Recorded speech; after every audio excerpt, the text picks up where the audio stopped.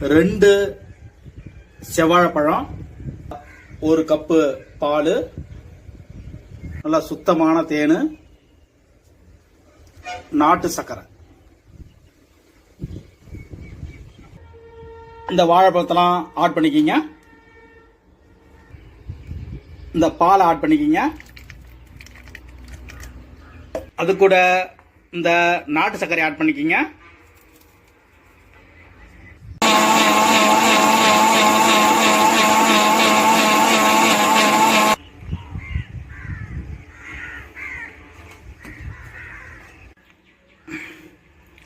இப்போ அதில் நல்லா தேனை ஊற்றிடலாம். இப்போ சூப்பராக அருமையாக ரொம்ப ஹெல்த்தியான செவ்வாழை ஜூஸ் ரெடி ஆயிடுச்சு.